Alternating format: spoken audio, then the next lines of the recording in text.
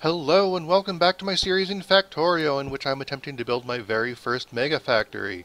My name is Azrael. Come along with me as we continue our adventure.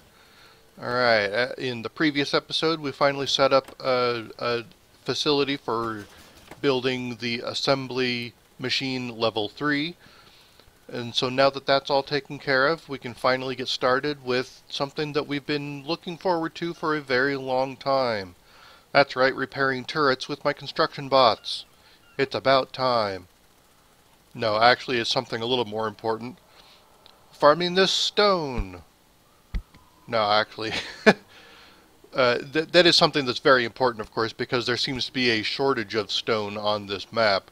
I actually took a little shortcut here, and I loaded up one of my saves and created an alternate timeline in which I set all the biters to peaceful and went and explored the map. And sure enough, there's really not a whole lot of stone until you get ridiculously far away from the main factory here. So that's going to be a rather limiting factor for the foreseeable future.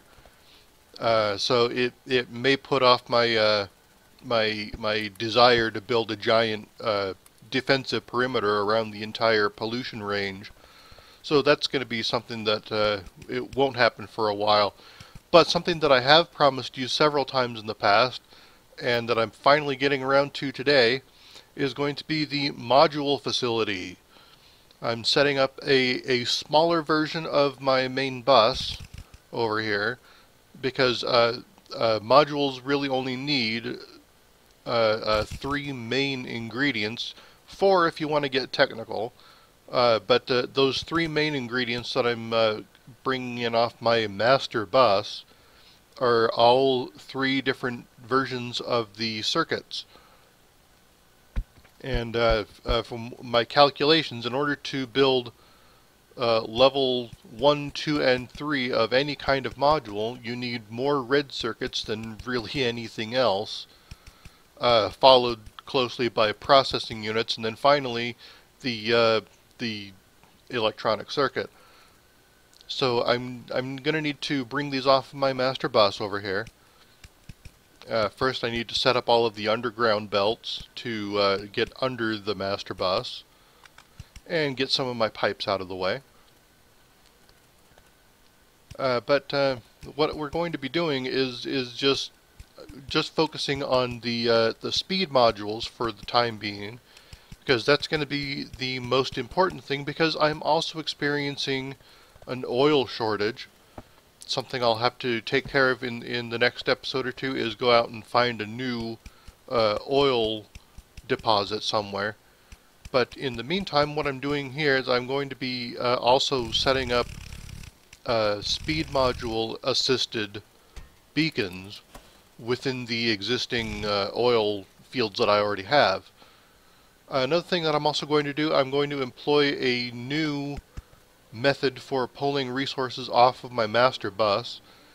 Those of you who have been following along at home have noticed that the previous junctions that I've been using really limit the throughput downstream of the master bus.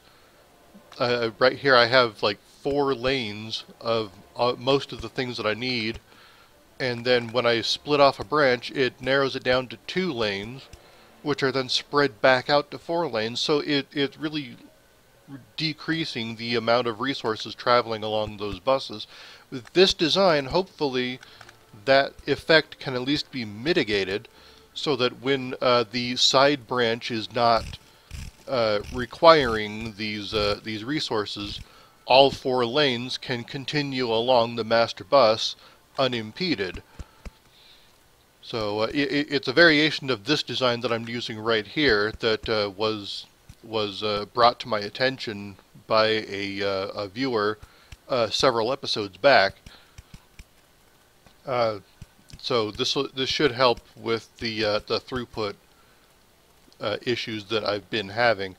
At some point I'll have to go back and upgrade all of the other areas that I've already done, but for right now it's not a huge problem, because neither my miscellaneous facility or my my science facility are really doing a whole lot right now. Science is actually ground to a halt for the moment because I have run out of alien artifacts. Speaking of aliens, there is an attack going on over here. Yeah, I believe that was down in one of my iron mines. Was it this one? Yeah, there was a turret that got destroyed over here. Look at all those biter corpses over there. I'm going to go ahead and knock on wood here and say that I'm actually surprised that we have not yet seen any behemoth biters. So, of course, the fact that I mentioned it and jinxed myself means they'll probably be showing up fairly soon. Especially since there's another thing that I need to do, and that is go around and eliminate as many of the biter bases as I possibly can in order to facilitate future expansion. Especially in the time that I'm going to need to go and find more stone, because it's several chunks away from this central location. So there's been some attacks on this oil facility over here as well. There was a time when they just weren't attacking that area, even though they were well within the pollution range of it. But apparently that's no longer the case. They are attacking it. But I do have plenty of defenses over there, so ideally that won't be much of an issue. I'm going to go ahead and clean up some of these rail areas over here for the now defunct iron mine that I had up here. I'm just going to go ahead and clean up a bunch of these things so that I have resources for later on. Because since stone is in such short supply, I need to recycle my rail connections whenever I can, and as well as my wall segments, because I just don't have a whole lot of them being produced at the moment. I am going to go ahead and wall in these areas over here, though, just keeping them safe from future attack. Now, the idea that I have in my mind, probably not a very good one, of course, as most of them tend to be, is to leave those solar panels unprotected, because biters generally don't attack solar panels as much as they attack pollution-producing buildings. So my hope is that they will bypass those solar panels in favor of perhaps one of the oil deposits where there is a pump jack working. Pump jacks are one of the heaviest polluting items in the game. I believe they are in the top 3 at least. So that's at least my hope. It's probably a really dangerous idea to just leave it all out there like that. But we'll see as time continues. Now, since I have an oil shortage, that means I also have a red circuit shortage. But I do have a bunch of them in my my storage chests, so I'm going to try to utilize them whenever I can. In the meantime, yeah, up here you can see that nothing is happening because I'm all out of purple science. So I'll put a few more alien artifacts in there to get that hobbling along for a little bit longer. In the meantime, I do need to build up some more beacons, because now that I finally have a bunch of speed modules in my inventory, I can actually make use of them to bolster my existing oil production. A lot of people out there will say that an oil field such as this, with the proper number of beacons, speed modules and stuff like that, can continue producing a decent amount of oil long after they have depleted, as is the case here. So I'm hoping that I can saturate this area with some beacons to bring the production levels up. Now, I'm only using the level 1 speed modules at the moment, so it's probably not going to be doing a whole lot, but it's certainly better than just leaving it alone. And I'm going to go over here and check what it's producing. It's really not helping a whole lot. It's really just trickling along. But it has improved a little bit, so that I have like 1 or maybe 2 oil refineries going at the same time instead of all 5. Now I'm going to do the same thing over here, even though there's only 3. but you would imagine that that would mean it's easier to saturate the field because there's fewer of them that need to be in range. I'm just trying to figure out where to put everything. That might be the best case scenario for all of this, and I am out of speed modules in my inventory. But it does seem to be helping a slight amount, very, very slight. Alright, there's a bunch more that are being produced. Now, I could just siphon those all up right now, or I could continue working on this, this module facility and upgrade everything to a level 2 module. So I think that's what I'm going to go ahead and do. This is probably not the most efficient way to handle creating higher levels of modules, but I'm basically just going to dedicate one rack space to each level of module. So these are going to be the level 2s over here. Repeat the design that I had in the level 1 rack just to my right. This way I don't have to use any long-handed inserters, even though the benefit of using the fast inserters is kind of lost in module production because they just take so darn long to make that even if I were to use the long-armed inserters, they would still be just sitting around idle for like 90% of the time. But it's a cool looking design at least, so I'm going to go ahead and continue using it. And this whole thing is off by one tile. I don't want to tear it all down and rebuild it by hand, so I created a temporary blueprint to do exactly that. Alright, now I just need to bring in the red and blue circuits. And I am out of splitters in my inventory. I'm going to be running out of every blue level belt item at some point. I believe I had to refill on the underground belts earlier in the episode. But, oh well. At least they're being made. For the time being, at least. Once the lubricant runs out, I might just be SOL. But hopefully I can get the oil situation sorted out before then.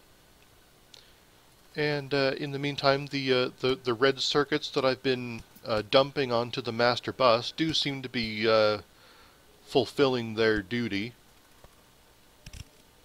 Alright, now I just need to bring the level 1 modules up into the production area. And I realized that this has all been done a little bit backwards. And there's a bunch of attacks going on. And it looks like my my idea was not a good one.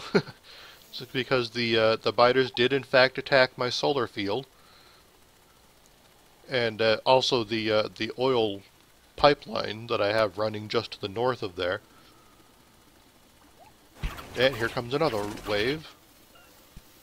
Oh yeah, I'm gonna have to go ahead and take care of that. There is a biter base right up here. I'm just gonna go ahead and clear that out before doing much of anything else. Kill it with fire. Yeah, the exploration that I did in that alternate save has shown me that not only is the stone really far away, but of course once you get outside of a certain radius, the stone deposits are of a decent size and should last a good long while.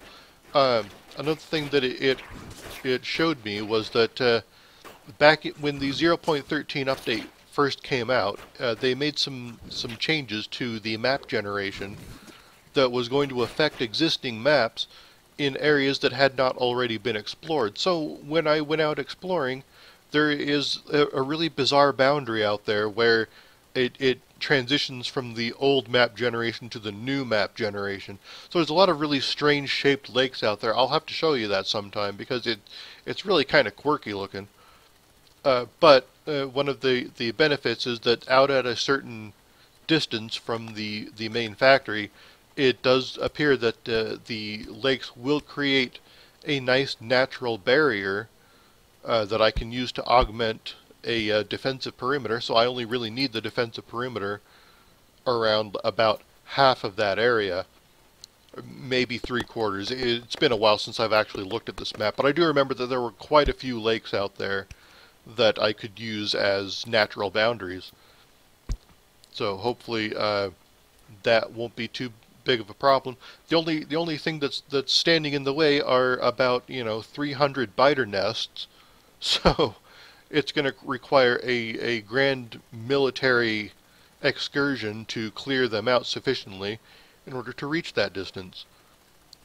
Which is why after I get this module facility up and running and get my oil production sorted out, I'll probably need to be focusing on a military facility to get my ammunition and turrets and all that fun stuff back up and into production. But in the meantime, I do have level 2 modules now, and so those will really come in handy with bolstering my existing oil production. As well as I also picked up some new alien artifacts there, so that'll help with science. We are in follower robot count level 15. I believe there's a total of 20, but of course each time it gets more and more dependent upon those science packs for diminishing returns, in fact. Kind of. So we've still got science to go for a little while, and I'm just upgrading all of these level 1 modules to level 2. Hopefully that will improve the oil flow a little bit more. Alright, I see more of my refineries firing up. I think I had 4 running at once for at least a brief moment, and then it went back down to 2. But that is progress, because only at the very beginning of this episode, only one of those refineries was ever firing, and it was only doing so intermittently. So we have improved the situation slightly. Now it's down here in my remaining oil field. I'm just trying to reorganize the pipe layout to allow me to put down more beacons. And I'm going to have to end up rotating some of these things around to make more room. I decided to go ahead and cut the power just to get everything out of the way as much as I possibly could. Alright, just trying to figure out which direction all of these things need to be in. It looks like that should be working. And then there's more attacks going on in my other iron mine. I get around the dwindling copper mine right here. And there's a bunch of them attacking my loading bay. And that's because I made the really stupid decision of leaving the northern end of this mine completely undefended. I really should get some more wall segments and close this in and, put up more turrets to defend the whole place. But until I get my military facility up and running, those defensive supplies are in short supply, so I'm going to have to use laser turrets. And then I see a bunch more coming.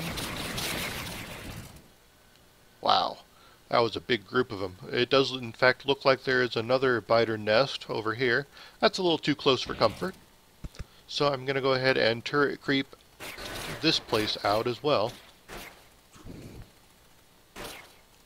And there's quite a few more worms over here, but they are fairly spaced out.